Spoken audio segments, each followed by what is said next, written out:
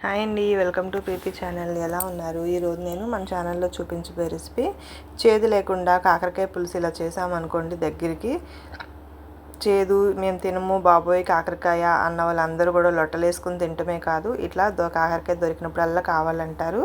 ముందుగా ఈ రెసిపీ కోసం ఇక్కడ కాకరకాయలను తెచ్చుకొని కడిగి సన్నగా చక్రాల కింద ఒకేలా కట్ చేసుకొని ఇందులో కొంచెం సాల్ట్, ఒక పావు స్పూన్ వరకు పసుపు వేసి ఇలా కలిపేసుకొని ఒక 10 నిమిషాలు పక్కన పెట్టుకోవాలి. అలా చేస్తే చేదు ఉండదు. ఇప్పుడు స్టవ్ మీద కడాయి ఆన్ చేసుకొని ఈ కాకరకాయ ముక్కలన్నింటినీ మనం ఇట్లా ప్రెస్ చేసుకుంటూ తీసుకున్నాం అనుకోండి, అందులో ఉన్న చేదు వాటర్ అంతా కూడా అబ్జర్వ్ అయ్యి వచ్చేస్తుంది. ఇప్పుడు ఈ కాకరకాయలన్నింటినీ కూడా మనం పొడిగా ఫ్రై చేసుకోవాలి. ఇలా చేసామనుకోండి ఫ్రై ముందుగా చేదు అనేది ఉండదు. ఇప్పుడు పులుసు కోసం కొంచెం చింతపండు తీసుకొని నానబెట్టుకోవాలి. మీరు తీసుకున్న కాకరకాయని బట్టి పులుపుని చింతపండుని అడ్జస్ట్ చేసుకోండి.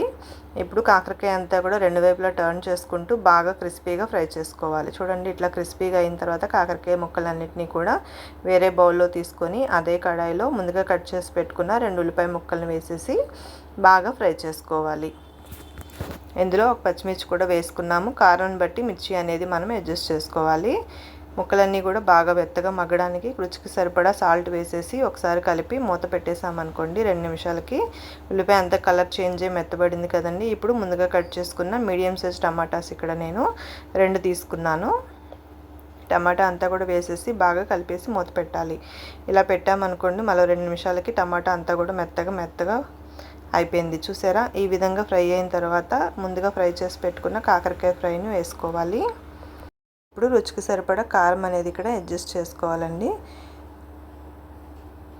కారం వేసుకున్న తర్వాత ధనియాల పొడి ఒక పావు స్పూన్ వేసుకోవాలి, ఈవెన్గా ఉంటుంది. అట్లానే జీలకర్ర పొడి కూడా ఒక పావు స్పూను, రుచికి సరిపడా సాల్ట్ వేసుకొని మరొకసారి బాగా కలిపేసుకోవాలి. కాకరకాయ అంతా కూడా గ్రేవీ బాగా పట్టేటట్టు కలుపుకొని ఇలా కారం అంతా వేసాం కదా. ఇప్పుడు మూత పెట్టేసి 1 నిమిషం పాటు మగ్గబెట్టుకున్నాం అనుకోండి. చూడండి, ఆయిల్ తేలుతుంది, మొత్తం అన్నీ కూడా బాగా ఫ్రై అయినాయి కదా. ఇప్పుడు చింతపండును బాగా చిక్కగా తీసుకోవాలి.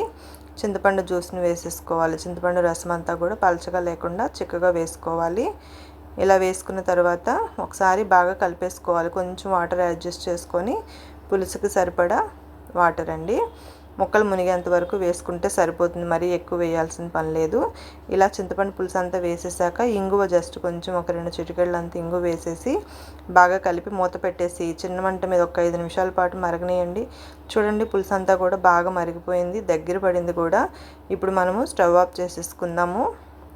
కాకరకాయ పులుసు అయితే రెడీ అయిపోయింది. ఎవరైతే కాకరకాయ తింటాకి ఇష్టపడరో అలాంటి వాళ్ళకి నేను చెప్పిన నా స్టైల్లో ఒక్కసారి ట్రై చేసి చూడండి ఫ్రెండ్స్, చక్కగా తింటారు. ఇంకెందుకు ఆలస్యం, మీరు కూడా ఈ రెసిపీని ట్రై చేసి మీకు ఎలా అనిపించిందో నాకు కామెంట్ చేయండి. ముఖ్యంగా బ్యాచిలర్స్ కానీ కాకరకాయ తిన్న వాళ్ళకి కానీ వెయిట్ లాస్ అవ్వాలనుకున్న, షుగర్ ఉన్నా ఇలా మనం కాకరకాయతో చేదు లేకుండా రెసిపీస్ తింటూ హాయిగా కడుపు నిండా ఆరోగ్యం సంపాదించుకోవచ్చు. మీరు కూడా ఈ రెసిపీ ట్రై చేసి మీకు ఎలా అనిపించిందో నాకు కామెంట్ చేయండి friends. Thank you for watching. Like చేయండి, కామెంట్ చేయండి, షేర్ చేసేయండి.